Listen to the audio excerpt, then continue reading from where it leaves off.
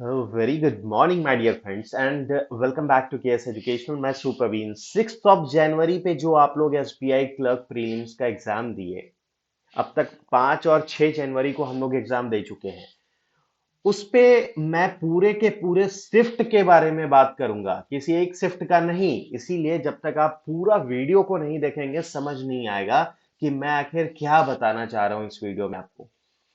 एक एक शिफ्ट में क्या क्या क्वेश्चन पूछा गया उस पे बात करेंगे, डिटेल्ड एनालिसिस होगा और कितना आखिर आपका सही अटेम्प्ट होना चाहिए था। क्योंकि अगर आपने अटेम्प्ट लिया और अगर आपने एक्यूरेसी मेंटेन किया है, ठीक है, तो आपका नंबर ऑफ टोटल अटेम्प्ट कितना होना चाहिए ताकि आप उस बॉर्डर लाइन को क्रॉस कर पाए। ठीक है, यहां पर से ये निष्कर्ष जरूर निकल कर आएगा कि आपने कितना सही अटेम्प्ट लेना चाहिए था और क्या क्या क्वेश्चन आखिर हर एक शिफ्ट में देखने को मिल रहा था। उसके बेसिस पे हम लोग फाइनली इसके कट ऑफ पे भी बात करेंगे। राइट। देखो, 6 जनवरी में जो एग्जाम आपका हुआ ना, उसमें सबसे पहली बात, एग्जाम को 3 कैटेगरी में बांटा गया। 3 कैटेगरी आपका क्या क्या हो गया? पहला हो गया रीजनिंग का कैटेगरी, दूसरा हो गया आपका क्वांट का कैटेगरी और तीसरा हो गया आपका इंग्लिश का कैटेगरी। इन तीनों ही टॉपिक में कितना कितना क्या क्या क्वेश्चन था, देखिए। सबसे पहले बात करते हैं, one of my favourite topic is reasoning. क्या क्या क्वेश्चन देखने को मिला? सबसे पहले याद रखिए कि रीजनिंग में सबसे ज्यादा जो इंपॉर्टेंस वेटेज दिया गया वो था पजल का, सीटिंग अरेंजमेंट का। अब पजल में क्या क्या पूछा जा रहा था? देखो, पजल लगभग हर एक शिफ्ट में 4 देखने को मिला। ठीक है, कुछ पजल किस किस टाइप के पूछे गए? पजल पूछा जा रहा था अनसर्टेन नंबर ऑफ पीपल। ठीक है, मान लो आपके पास टोटल 11 पीपल दे दिया गया, कुछ नॉर्थ फेस कर रहे हैं और उसमें से लगभग 3 4 क्वेश्चन आपको देखने को मिला। दूसरा पजल क्या देखने को मिला आपको? लीनियर सीटिंग अरेंजमेंट पे आपको पजल देखने को मिल रहा था। लीनियर सीटिंग अरेंजमेंट में ऐसा हो रहा था कि कुछ 8 पर्सन हैं, वो कुछ नॉर्थ फेस कर रहे हैं तो कुछ साउथ फेस कर रहे हैं और उसमें से आपको लगभग 5 क्वेश्चन देखने को मिल रहा था। तीसरे पजल में क्या पूछा गया? सर्कल बेस्ड पजल भी पूछा जा रहा था। सर्कल बेस्ड पजल में क्या हो रहा था नॉर्मली कि कुछ पर्सन हैं जो कि इनसाइड की तरफ फेस किए हुए हैं। ठीक है, टोटल 8 पर्सन है, इनसाइड फेस है, उसमें से आपको 5 क्वेश्चन देखने को मिला। ठीक है, चौथा पजल भी पूछा जा रहा था, वो था मंथ और day based puzzle. Month and day based puzzle में क्या पूछा जा रहा था कि मान लो कि मंथ में आपको जनवरी दे दिया गया, अप्रैल दे दिया गया है और इसके साथ मई दे दिया गया है, सितंबर दे दिया गया है और इस पे डेट आपका फिक्स कर दिया है। डेट आपका कैसे फिक्स किया? 5 और 20 तारीख का डेट फिक्स कर दिया। इस तरीके का आपको पजल देखने को यहां पर मिल रहा था। अब आगे रीजनिंग में बात करते हैं। देखो, क्या और पजल दूसरे शिफ्टों में भी देखने को मिल रहा है। एक कंपैरिजन बेस्ड पजल पूछा गया था और ये पता है आपको 2 नंबर का पूछा जा रहा है, कंपैरिजन बेस्ड पजल। ठीक है, डे बेस्ड पजल तो मैंने बता दिया। एक पैरेलल रो सीटिंग में क्वेश्चन पूछा गया। पैरेलल रो सीटिंग मतलब क्या हो गया कि पैरेलली है, कुछ सेम साइड में फेस है, ठीक है, कुछ आउटसाइडर है, अपोजिट साइड फेस है। ऐसे क्वेश्चन भी 5 क्वेश्चन देखने को मिल रहे हैं। बॉक्स बेस्ड, जो कि सबसे आसान पजल होता है, बॉक्स बेस्ड पजल भी देखने को मिल रहा था। अब ये तो मैंने पजल का बात किया। अब अगर इसमें देखोगे आप और क्या क्वेश्चन देखने को मिल रहा है, तो मैं बताता हूं आप लोगों को। अल्फा न्यूमरिक सीरीज भी पूछा जा रहा है। अल्फा न्यूमरिक सीरीज के बाद कुछ वर्ड फॉर्मेशन एक आध नंबर का पूछा गया है इसमें। ठीक है, अब सिलॉजिज्म का क्वेश्चन पूछा गया जो कि सबसे इंपॉर्टेंट टॉपिक होता है आपके रीजनिंग के टॉपिक में, रीजनिंग के सेक्शन में। अगर ये 3 4 नंबर का पूछ लिया ना, तो आप ये समझो कि विद इन अ मिनट आपका ये सॉल्व हो जाना चाहिए। चाइनीज कोडिंग पे क्वेश्चन पूछा गया। चाइनीज कोडिंग पे क्वेश्चन पूछा जा रहा है। ठीक है, डिस्टेंस और डायरेक्शन बेस्ड क्वेश्चन पूछा जा रहा है। डायरेक्शन बेस्ड क्वेश्चन और डिस्टेंस बेस्ड क्वेश्चन यहां पर देखने को मिला। ये जो मैंने बोला आपको मिसलेनियस के टॉपिक में रीजनिंग में देखने को मिल रहा था। एक दो और टॉपिक है जो रीजनिंग में पूछा जा रहा था, वो था आपका एक डायरेक्शन डिस्टेंस तो मैंने बता दिया। पेयर फॉर्मेशन का एक टॉपिक देखने को मिला, पेयर फॉर्मेशन पे क्वेश्चन देखने को मिला, इस पे एक क्वेश्चन लगभग दे दिया जा रहा था।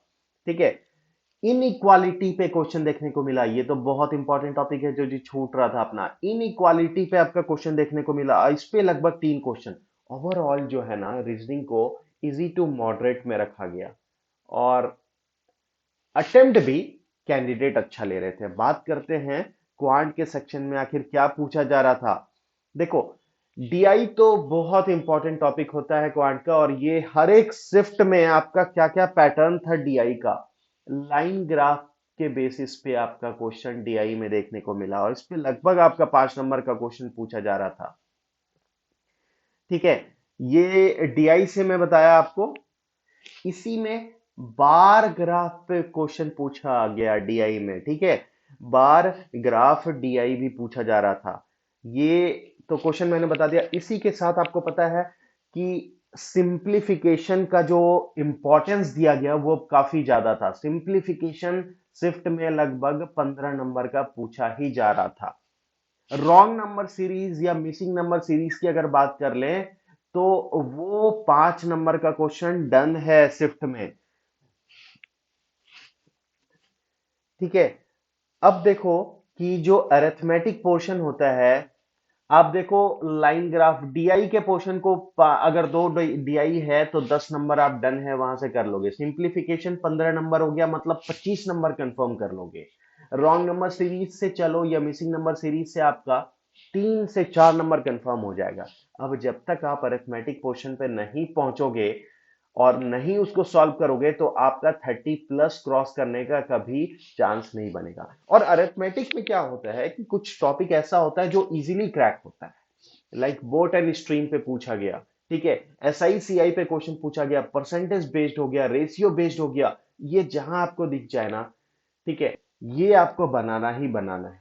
और जैसे ही ये क्वेश्चन मिला तो आपका 30 क्रॉस हो जाएगा, और यही तो देखने को मिला है आपके क्वांट के टॉपिक में। बात करते हैं इंग्लिश।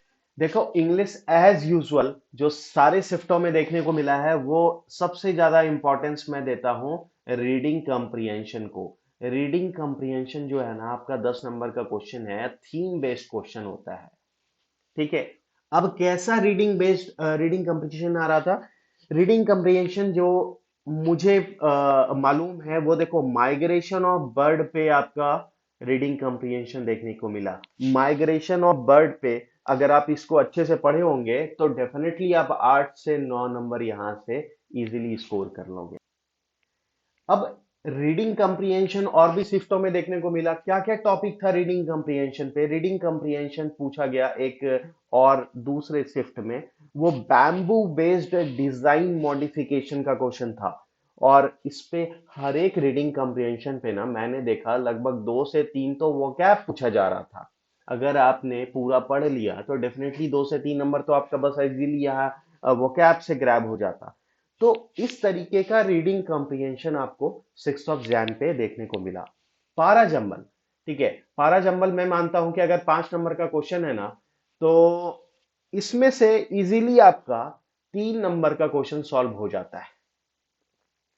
फिर क्लोज टेस्ट, जो कि बहुत स्कोरिंग टॉपिक होता है, क्लोज टेस्ट का क्वेश्चन 5 नंबर का देखने को मिल रहा है। कॉलम बेस्ड क्वेश्चन मिल रहा है, और कॉलम बेस्ड क्वेश्चन ना बनता ही बनता है। ये भी लगभग 3-4 नंबर का क्वेश्चन आ रहा है शिफ्ट में। अब आप अगर इंग्लिश के टॉपिक में इन सारी चीजों को देख रहे हैं, तो आप इंग्लिश में 20+ स्कोर इजीली कर लोगे। एक दो टॉपिक और भी पूछा जा रहा है, जैसे फ्रेज रिप्लेसमेंट आपका हो गया, और फ्रेज रिप्लेसमेंट का क्वेश्चन भी बहुत आसान होता है। 5 नंबर के क्वेश्चन में आप ना कम से कम मैं बोलूं मिनिमम 2 नंबर स्कोर कर सकते हो। सिंगल फिलर क्वेश्चन अगर पूछ लिया जाए तो आपके लिए तो प्लस पॉइंट है कि सिंगल फिलर गलती होने का चांस बहुत कम हो जाता है, और सिंगल फिलर में भी 5 नंबर का क्वेश्चन देखने को मिल रहा था। तो इस तरह से ओवरऑल इंग्लिश का जो पोर्शन है, लास्ट में बचता है एक एरर डिटेक्शन।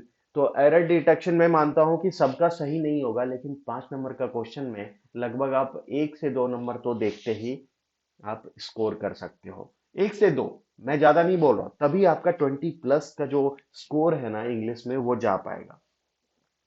अब देखो कैंडिडेट यहाँ पर इंग्लिश में जो अटेम्प्ट लेकर आ रहे हैं वो लगभग 20+ अटेम्प्ट है। 20+ मतलब हो गया 23 to 25 के एवरेज में कैंडिडेट जा रहे हैं। ये तो बात है इंग्लिश का। क्या है हालचाल क्वांट का? क्वांट में देखो मैंने 35 का जो टॉपिक है, 35 के अटेम्प्ट में कैंडिडेट लगभग, मैंने बोला 30+ कैसे होगा, तो 28 to 30 तक क्रॉस कर रहा है। सब कोई का अटेम्प्ट है लगभग ये चीज। ठीक है। फिर बात करते हैं रीजनिंग पे। रीजनिंग के टॉपिक में भी अगर आप टाइम कंज्यूम थोड़ा सा अपना मैनेजमेंट कर लेते हैं, टाइम मैनेजमेंट, तो आप लगभग 28 to 30 तो इजीली कर लेंगे। लेकिन मैंने देखा कि रीजनिंग में कैंडिडेट 32 से 33 नंबर का भी स्कोर अटेम्प्ट आपका जा रहा है। तो इस तरह से ओवरऑल आज के जो 6 जनवरी का शिफ्ट का रिव्यू देखा गया, मैंने ये देखा कि लगभग कैंडिडेट 75 to 80 अटेम्प्ट ले रहे हैं। कुछ का तो अटेम्प्ट मैंने ज्यादा भी देखा है, लगभग 82 83 तक जा रहा है, जो जेन्युइनिटी होता है। अब फेक देना हवा में तो अलग बात होता है, राइट। ये 6 जनवरी का टोटल रिव्यू था। अब मैं आप लोगों को नेक्स्ट वीडियो में, आप देखो 2 दिन का एग्जाम हो चुका है, नेक्स्ट वीडियो में आप लोगों को पूरा कंप्लीट 5 और 6 के बेसिस पे क्या आपका कट ऑफ होना चाहिए इस पे भी बात करेंगे। शेयर कर देना इसे अपने दोस्तों तक।